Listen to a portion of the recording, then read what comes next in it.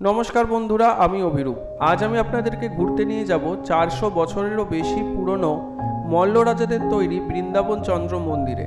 এই মন্দিরের বিশেষত্ব হলো এর চারিদিকে কিছু সুড়ঙ্গ রয়েছে, অর্থাৎ এর ভিতরে আগেকার দিনের মানুষরা লুকিয়ে বসে থাকতে পারত এবং গরমেও এর ভেতর ঢুকে ঠান্ডা পেত।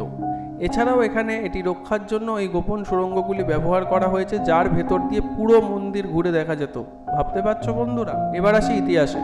বিশেষজ্ঞদের মতে মল্ল রাজাদের পৃষ্ঠপোষকতায় 5টি পঞ্চরত্ন মন্দির নির্মিত হয়েছিল, যেমন বীরসিংহ গ্রামের বৃন্দাবন চন্দ্র মন্দির, বিষ্ণুপুরের শ্যামরাই মন্দির, গোকুলনগরের গোকুলচাঁদ মন্দির, বৈতলের শ্যামচাঁদ মন্দির এবং বিষ্ণুপুরের মদন গোপাল মন্দির। উল্লিখিত মন্দিরগুলির মধ্যে বৃন্দাবন চন্দ্রের মন্দিরটি প্রাচীনতম কৃষ্ণ মন্দির। মল্লরাজ প্রথম রঘুনাথ সিংহ 1638 খ্রিস্টাব্দে মাকড়া পাথরের মন্দিরটি নির্মাণ করেছিলেন।